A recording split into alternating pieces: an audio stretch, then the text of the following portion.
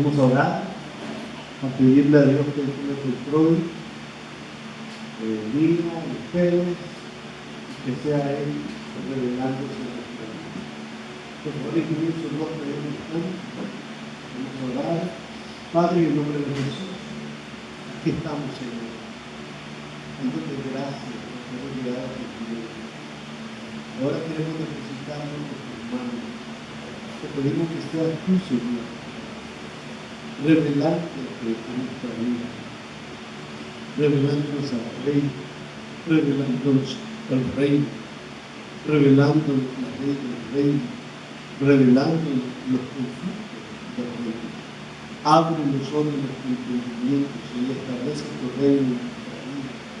Destruye, descubre y destruye el reino de las tinieblas en nuestra vida. Todo lo que sea reino de las tinieblas en nuestra vida sea destruido y que el reino de Dios sea edificado en el nombre de Jesús. Amén.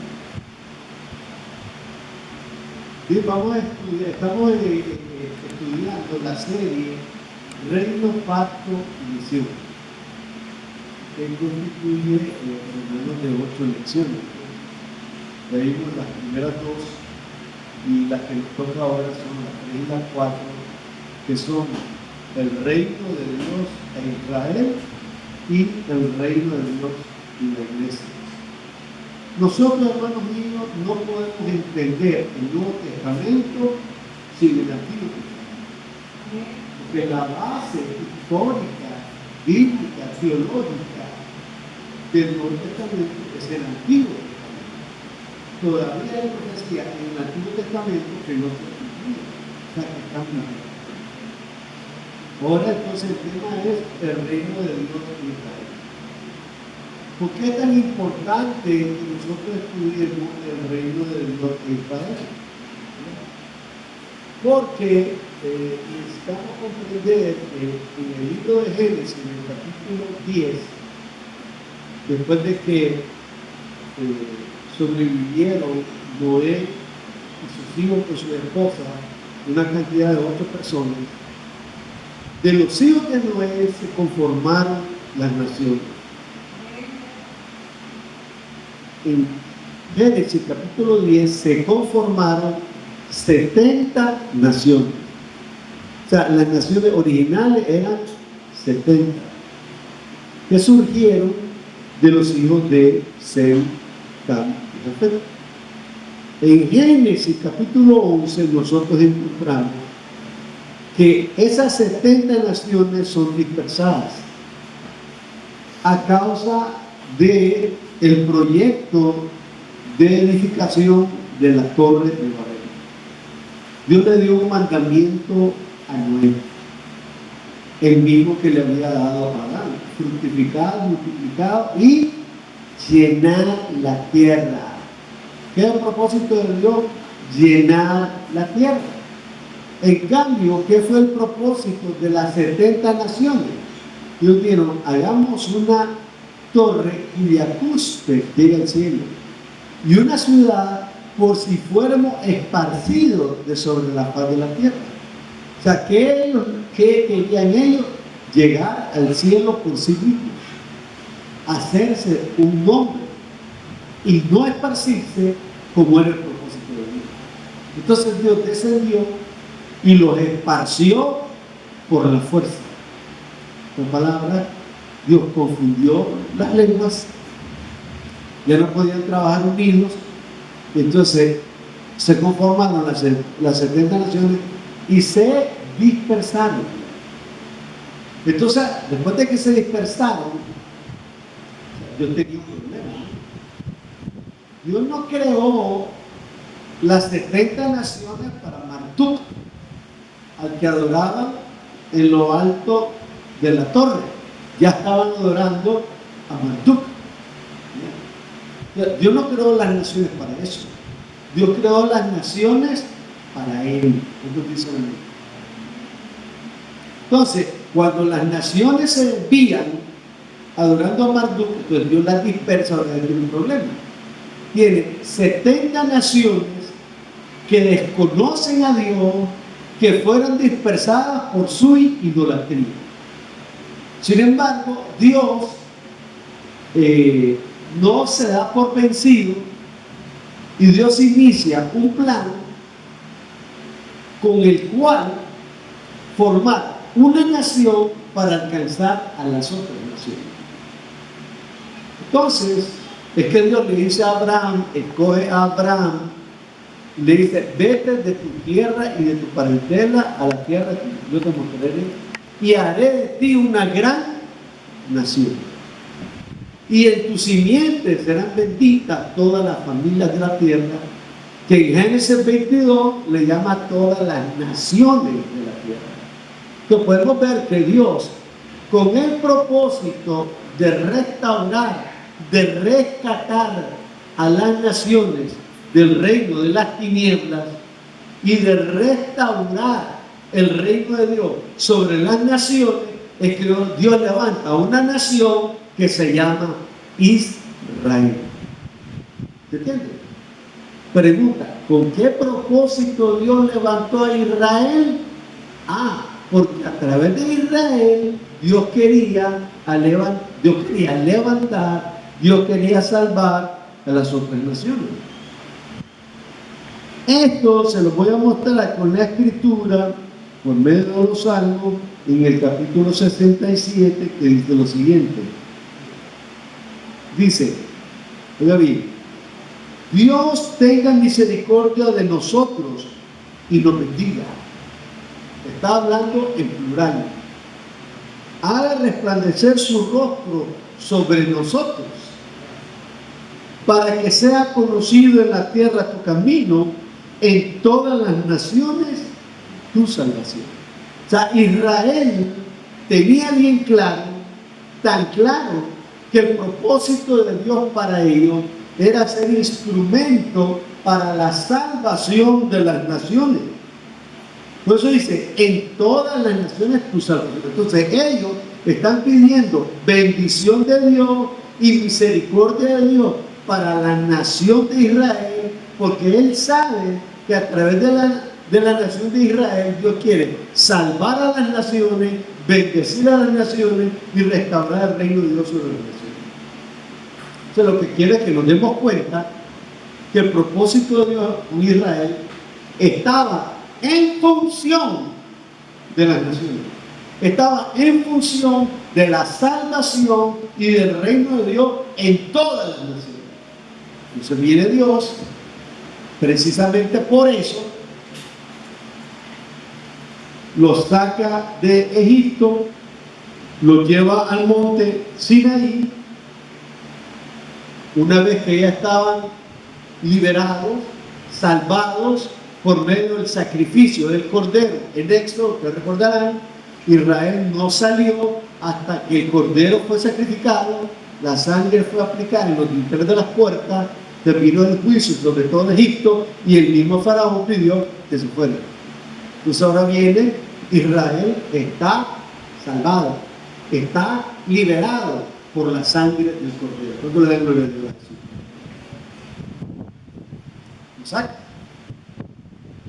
Pero les había dicho que los iba a llevar a la tierra prometida, a la tierra de Canaán, donde ellos tendrían que conquistar, que vencer y desarraigar a 7 naciones idólatras, pecaminosas y perversas. Dios dijo, sáquenlos, desalójenlos. Dios les dio 400 años de oportunidad a estas naciones para que se arrepintieran. No se arrepintieron, se volvieron peores. Entonces Dios usó a Israel para ejecutar su juicio sobre las naciones. La idolatría no pasa desapercibida por Dios. Dios castiga la idolatría en las personas, en la familia y en las naciones. La idolatría no quedará sin castigo. ¿Entiendes? Entonces viene Dios, lo lleva al monte Sinaí y en Éxodo 19 vea lo que dice la Escritura.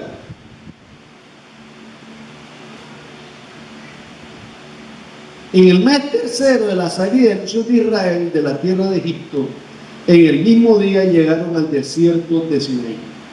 Habían salido de Refidim y llegaron al desierto de Sinaí y acamparon en el desierto, y acampó a Israel delante del monte. Y Moisés subió a Dios y Jehová lo llamó desde el monte, diciendo: así dirás a la casa de Jacob y anunciará a sus de Israel: vosotros visteis lo que hice a los egipcios, y cómo os tomé sobre alas de águila y os he traído a mí. ¿Con qué propósito Dios nos libera? Para que vayamos a celebrar la liberación y la salvación con el diablo. Para que vayamos a celebrar nuestra salvación y nuestra liberación en el mundo. Para que vayamos a celebrar nuestra salvación y nuestra liberación con el pecado. Pero nada. Hay algunos que no entienden de qué se trata el plan de Dios. Creen que solo se trata de aceptar a Cristo y congregarse en la iglesia los domingos. Están muy equivocados. Esto no se trata de ser evangélico. Esto no se trata de ninguna religión. Es por eso que Dios dice: os he traído a mí. Esto se trata de Dios. ¿Cuántos dicen amén? Esto se trata de Dios. Os he traído a mí. Y luego dice: ahora pues, ya, como los he traído a mí, ahora pues, me seréis un reino de sacerdotes y gente santa. ¿Qué es lo que iban ellos a hacer? Un reino. Un reino de sacerdotes y gente santa.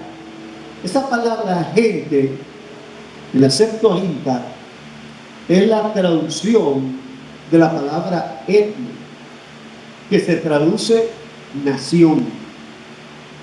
Entonces, esto significa que Dios está diciendo: y vosotros me seréis un reino de sacerdotes y nación santa.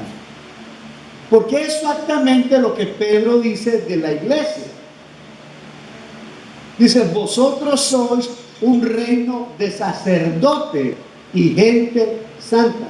Vosotros me seréis una nación santa, real sacerdocio, pueblo adquirido por Dios. O sea, el Nuevo Testamento traduce este mismo versículo como nación santa, porque realmente la palabra etnia se puede traducir gente, gentiles y nación. Entonces, en Éxodo 19 se traduce gente santa. En el Nuevo Testamento se traduce como nación, nación santa. ¿Qué estamos diciendo con eso? Que el propósito que Dios tenía para Israel, porque Israel no lo cumplió, lo va a cumplir la iglesia. Eso lo vamos a ver más adelante. Entonces, lo que quiero que noten es: ¿de qué se trata? ¿Cuál es el propósito de Dios con Israel? Me seréis un reino de sacerdotes. El propósito de Dios, hermanos, con Israel era formar del pueblo de Israel una nación y del pueblo de Israel un reino. Gente santa, gente redimida, el pueblo de Dios, la nación de Dios y el reino de Dios. Cuando la Biblia habla del reino, nos está hablando de un reino. Pero cuando la Biblia nos habla de sacerdotes, nos está hablando de que toda la nación iba a ser una nación sacerdotal. Esto significa que por lo menos iban a ejercer cada año el sacerdocio una tribu. Eran 12 tribus, 12 meses en el año. Como toda la nación iba a ser sacerdote, entonces vino Dios, les dice que todos van a ser sacerdotes, entonces por lo menos iba a ejercer el sacerdocio cada tribu una vez al mes. Porque todas las tribus iban a ser sacerdotes, porque toda la nación era nación sacerdotal. Me dice: y me seréis un reino de sacerdotes, además de ser un pueblo, y además de ser una nación, y además de ser un reino. Esto significa, hermanos, que Dios tenía el propósito de con la descendencia de Abraham, con la que se formó el pueblo de Israel, y en el monte Sinaí se conformó la nación de Israel. Dios tenía dos propósitos: uno, salvación, y el otro, reino. Para administrar y ministrar la salvación se necesitan sacerdotes, pero toda la nación iba a ser un reino. En otras palabras, Dios hace un pacto con ellos, y el pacto consiste en dos cosas. Ustedes van a ser mi pueblo y yo voy a ser su Dios. Ustedes van a ser un reino y yo voy a ser su rey. Entonces Dios iba a ser el Dios de ellos, de la nación de ellos, y el rey de la nación de ellos. ¿Usted se da cuenta de las dos cosas? De los dos roles. Entonces, como Dios tenía eternidad, pero como reino tenía progresión. ¿Y por qué Dios quería eso? Es muy importante. De tres partes. Era el atrio, la parte más externa, que se podía ver, el lugar santo y el lugar santísimo. En el lugar santísimo estaba el arca del pacto. Dice la escritura que el arca, que estaba hecha de oro y madera por dentro, por fuera, lo cual nos habla del Señor Jesucristo, de la humanidad de Cristo, del Dios tipificado por el oro, haciéndose hombre tipificado por la madera.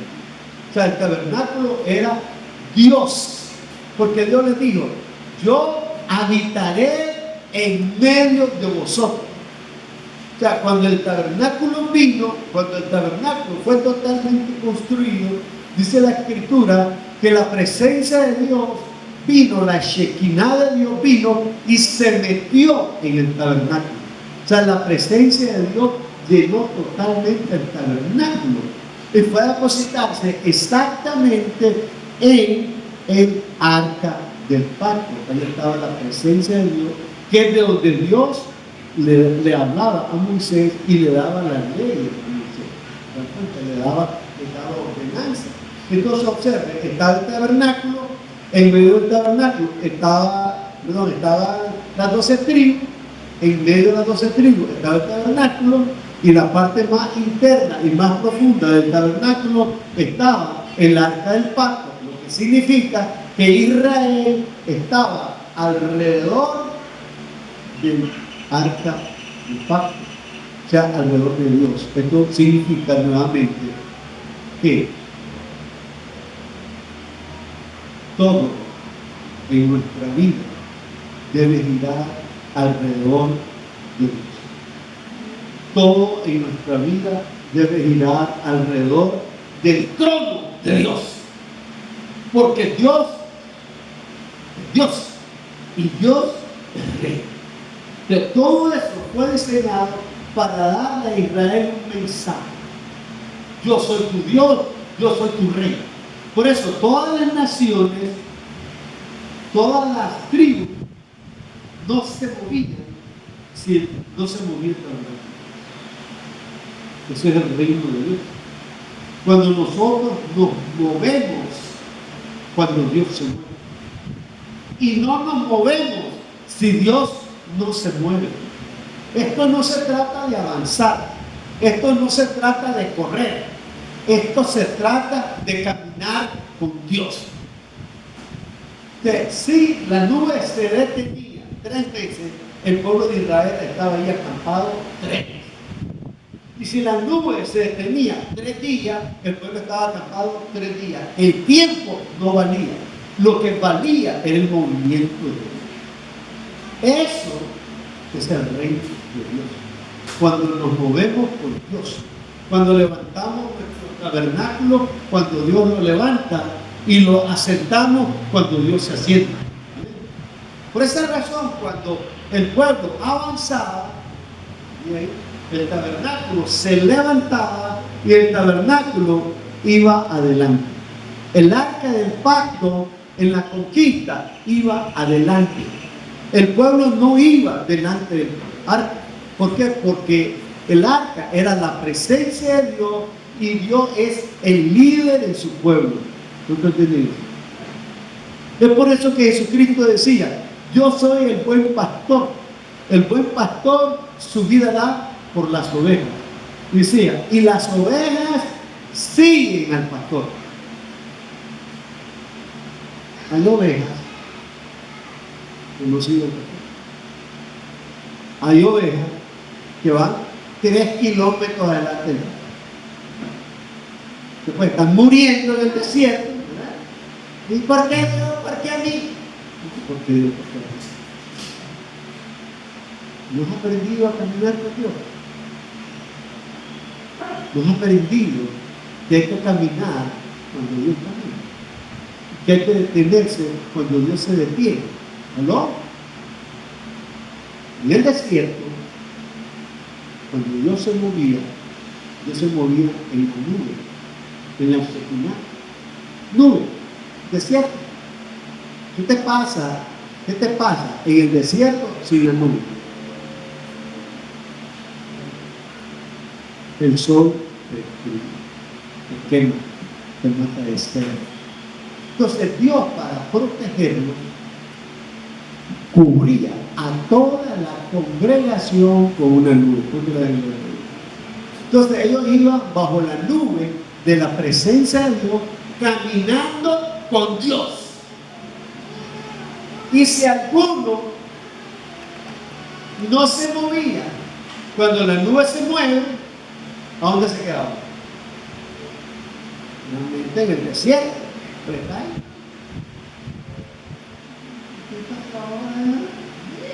Y la nube, no te percibí. No te diste cuenta que estaban armando un tabernáculo, que era el momento de moverse. ¿De acuerdo? Todo tiene que ver con el reino de Dios. Cuando Dios camina, tú caminas. En el reino de Dios, cuando Dios se detiene, tú te detienes. Porque Él es el rey. ¿Cuántos dicen amén?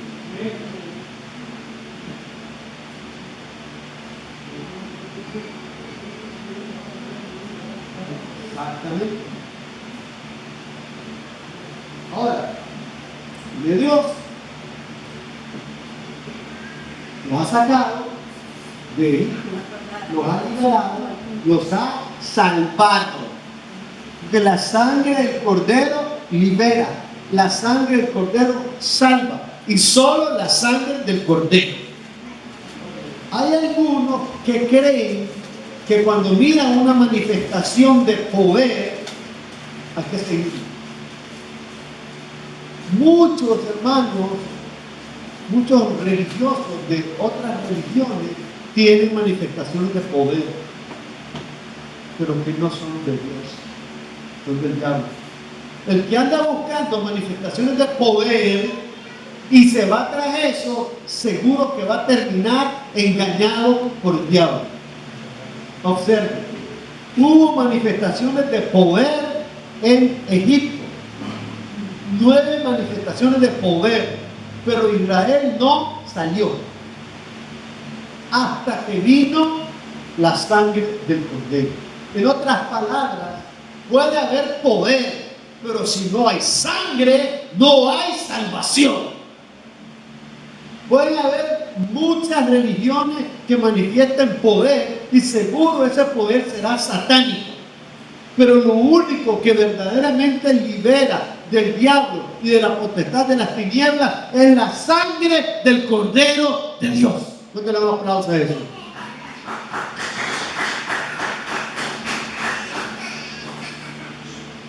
Entonces Dios los saca para hacer de ellos una nación, los saca para hacer de ellos un reino, y les dice: me seréis un reino de sacerdotes y gente santa.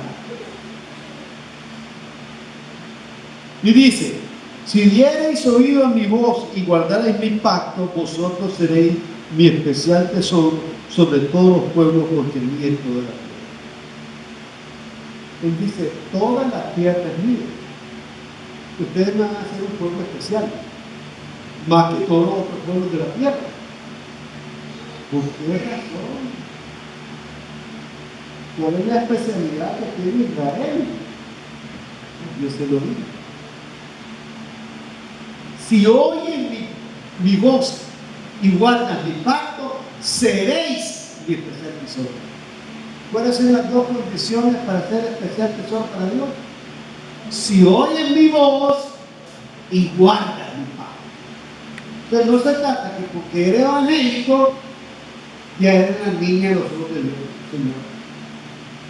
Algunos que cantan que yo soy la niña, muy románticamente, ¿verdad? Que yo soy la niña de los ojos de Dios, pero son unos grandes rebeldes y nunca oyen a Dios. ¿Aló? No funciona. Dice Jesús, mis ovejas oyen mi voz y me siguen. Significa que según creyente es evangélico, pero nunca oye a Dios, estás en serios problemas.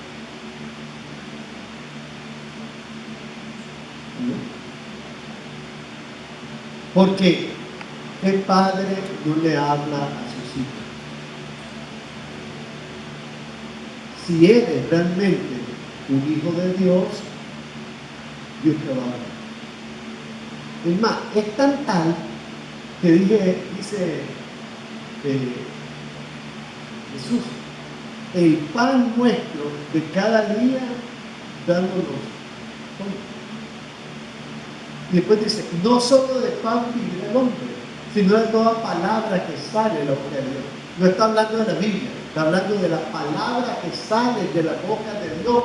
De eso vivirá el hombre. Quiere decir que la palabra de Dios es alimento para nuestra vida. O sea, cuando Dios te habla, te está alimentando. Entonces, oír a Dios es extremadamente importante. Si tú no escuchas a Dios, debe decirte cuál es el problema. No necesariamente es que no eres su hijo, sino lo que puede estar ocurriendo es que nunca te calles la boca. O sea, solo le habla y le habla y le habla a Dios, y cuando termina de decir su millón de palabras, entonces nos vemos, Señor, muchas gracias, que el Señor te bendiga a Dios.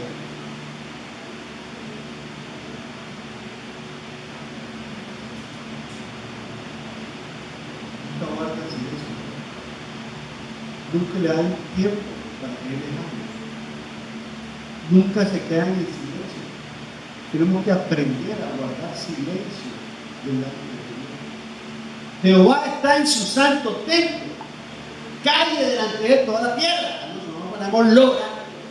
Hablando, y nunca le vamos a hablar.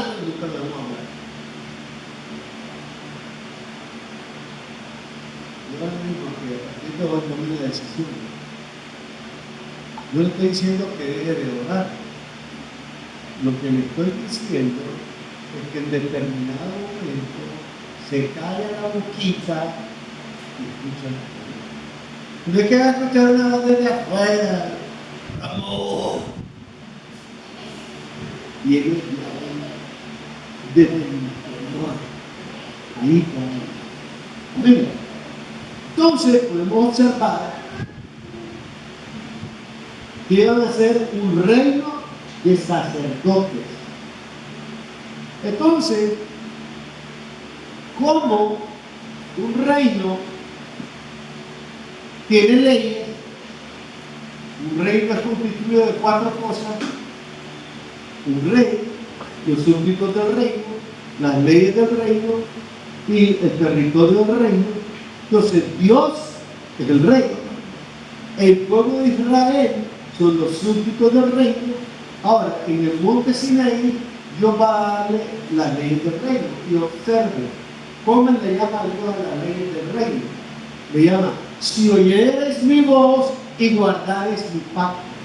Sí, un pacto que tenía artículos, que tenía mandamientos, ¿verdad?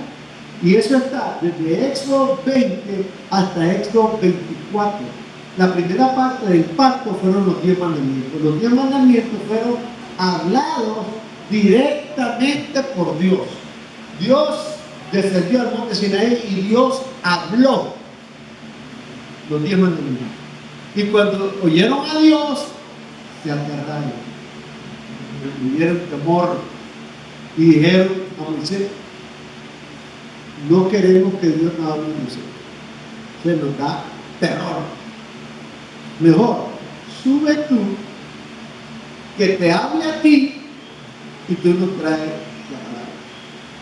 Ahí se inició el misterio profético. El misterio profético consiste en ir a Dios y llevar la palabra, oír a Dios.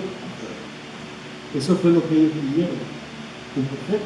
Entonces ahí inició el misterio profético del Mesías. ¿Qué les trajo a Moisés cuando desciende del monte Sinaí? ¿Qué es lo que trae?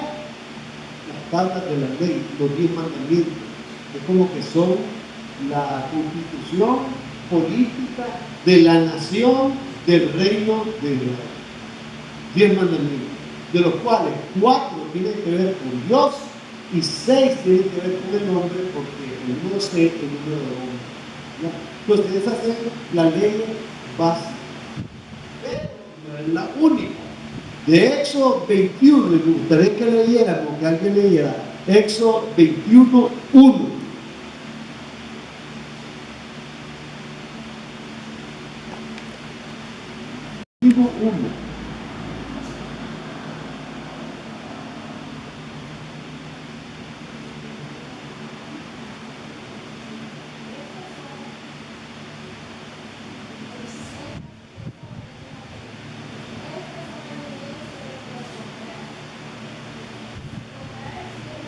No, está bien, está bien. Bueno, observen, estas son las leyes que les propuse. O sea, Dios estaba ofreciendo un pacto. O sea, estos son los términos del pacto. El pacto tiene que ver con las leyes de Dios. ¿Qué significa? Si guardamos las leyes, guardamos el pacto. Desobedecemos las leyes, rompemos el pacto. ¿Verdad? El asunto está en que muchas veces en la iglesia la gente no quiere mandamientos, solo quiere promesas, solo quiere bendiciones.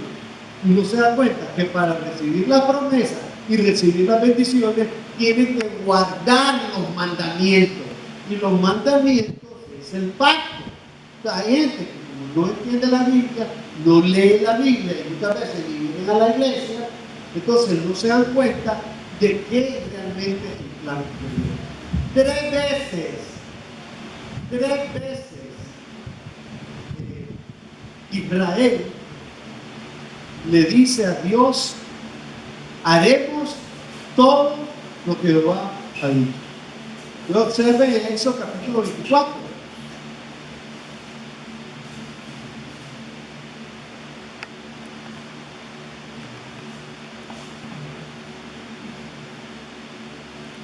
Dijo Jehová a Moisés: sube ante Jehová tú y Aarón, Nadab y Abiú, 70 de los ancianos de Israel, los inclinaréis delante de él.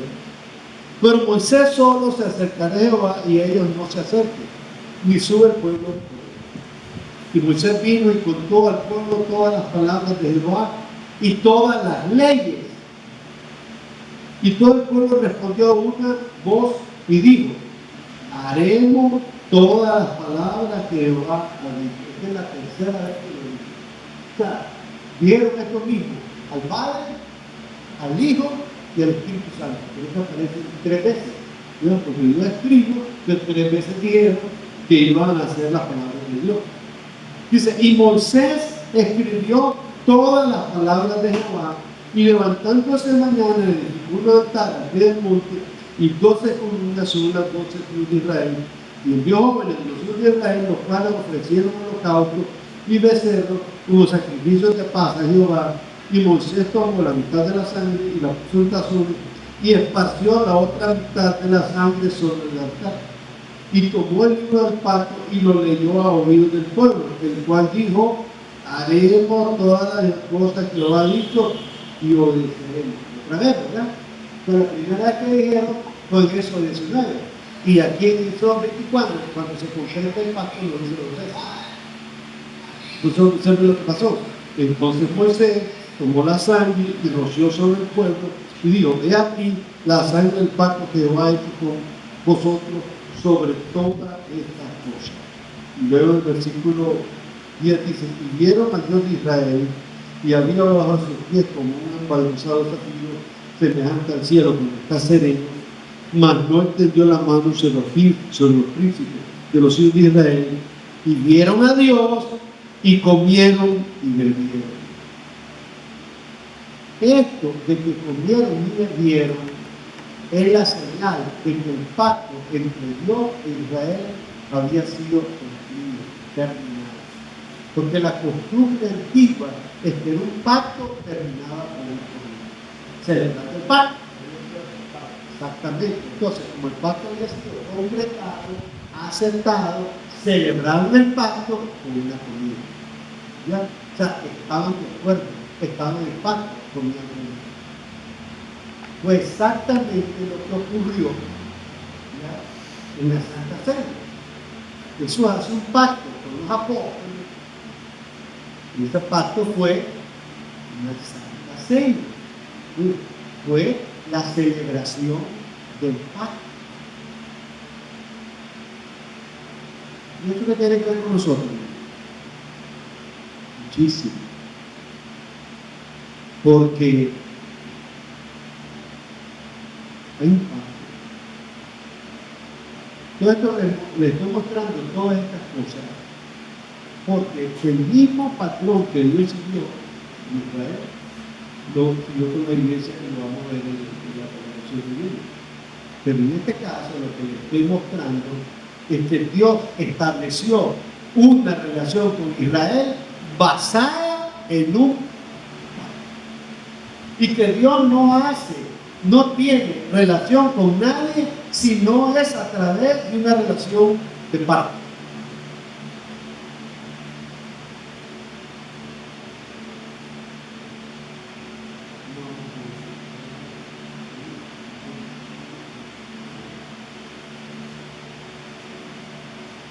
Observen, yo les digo, yo lo voy a sacar de la tierra de Egipto y lo voy a llevar a la tierra de Canaán. ¿A qué lo iba a llevar a la tierra de Canaán? Porque la tierra de Canaán era el lugar que estaba en medio de 3 continentes. Ese era el lugar que Dios había destinado para establecer su reino. Porque lo que Dios quería es llevar el reino de Dios desde Israel a todas las otras naciones que estaban alrededor. Por eso Dios puso a Israel en medio de 3 continentes. Y por esa razón la tierra prometida tenía que ser esa en Canaán, porque esa era la tierra que estaba en medio de 3 continentes. Entonces allí Dios quería establecer el reino de Dios, como lo sabemos. Porque cuando Salomón es establecido como rey, dice la Escritura, y Salomón se sentó en el trono del reino de Jehová. ¿En el trono de quién? No, yo creía que se había sentado en el trono de David. Sí, también. Pero que David se sentó en el trono del reino de Dios. Porque David no reinaba por sí mismo.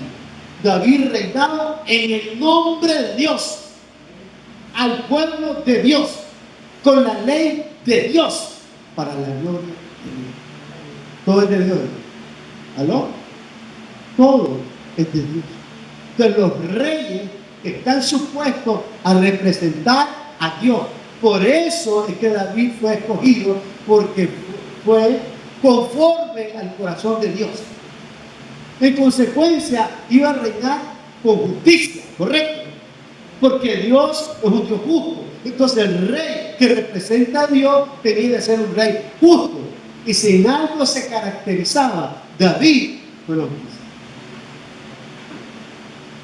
Por supuesto que cometió un pecado, cometió injusticia y la pagó caro. pero siempre David, ¿verdad? Presente de esa situación, era un rey justo que representaba correctamente a Dios. Después el reino pasó a Salomón, y se dice en la escritura que Salomón se sentó en el trono del reino de Dios. ¿Qué significa? Que el trono de Salomón era el trono de Dios, y que el reino de Salomón era el reino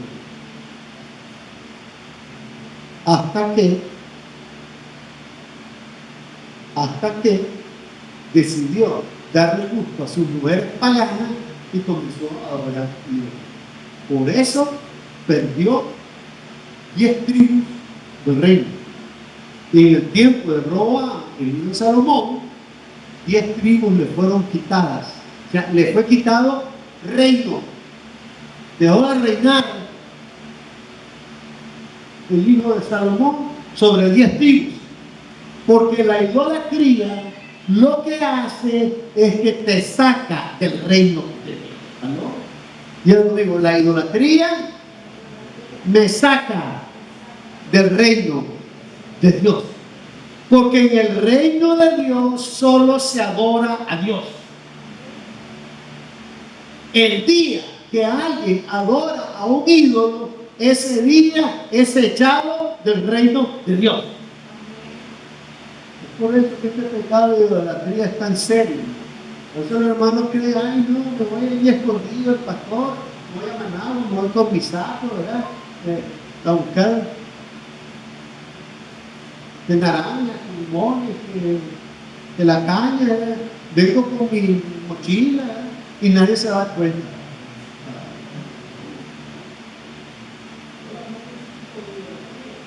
Hay otro tipo de idolatría. Estoy hablando con idolatría rampante. Hay otro tipo de idolatría. Es decir, si tú amas más a tu padre, a tu madre, a tu mujer, a tus hijos, a tu negocio, a tu trabajo, a tu gato, a tu perro, igual al teléfono, cualquier adicción, idolatría. Entonces, tenemos problemas. O sea, todo lo que hace que ocupe el lugar prominente en el país. ¿Ya? Si el negocio es lo que pensamos todo el día y vivimos en función del negocio, el negocio es su vida. O las madres, los ídolos de una mujer pueden ser sus hijos. Si dejan las cosas de Dios por sus hijos, o por su marido, o por lo que sea, ya es un ídolo. O sea, Dios es muy estricto. Por eso fue el primer mandamiento. No tendrás dioses ajenos delante de mí. No te harás imagen ni ninguna semejanza de lo que esté arriba, en el cielo, en la tierra. O sea, Dios fue estricto. Y a pesar de todo eso, en nuestro país hay una idolatría horrible. Lo que ocupe el primer lugar en tu vida, eso es tu vida. Lo que ocupa el centro de tu vida, eso es tu Dios. En otras palabras, aquello alrededor del cual gira tu vida,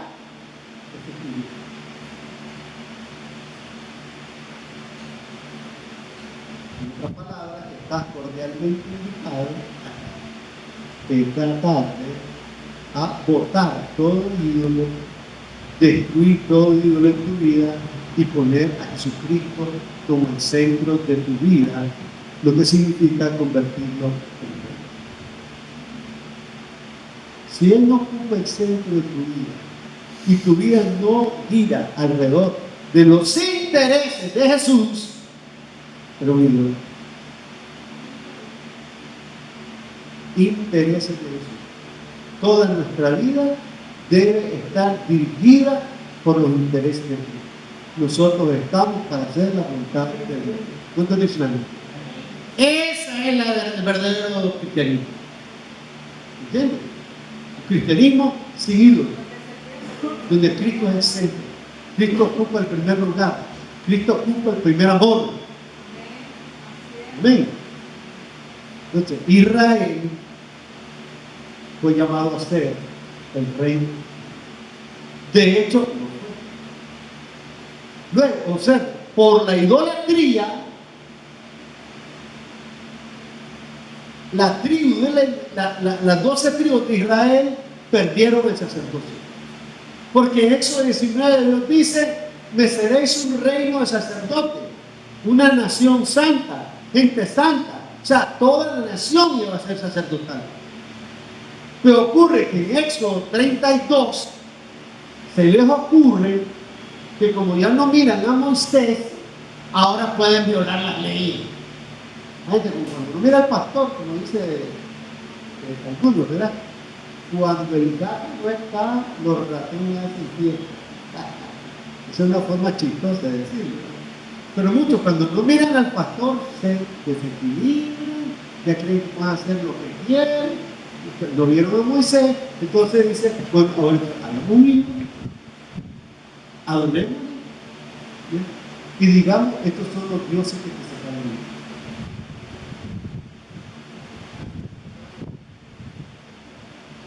Ay, Señor.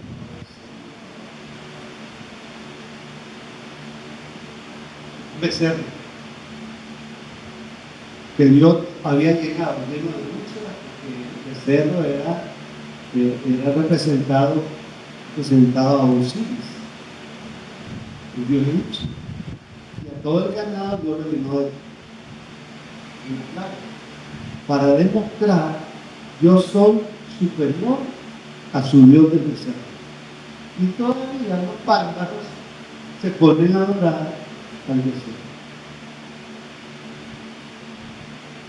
No de jalarle las mechas a alguien.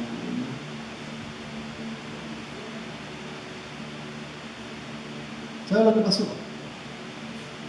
Entonces, cuando Moisés viene con las tablas, él agarra las tablas y las tira, y las tablas se pierden. ¿Por qué hizo eso? Porque eso es lo que él nos había hecho. Al adorar al becerro, habían roto la ley, habían roto el pacto. Acababan de decir: haremos todas las cosas que había dicho. Eso 24. Y en esos 32 ya están rompiendo la ley, adorando al becerro. Por favor.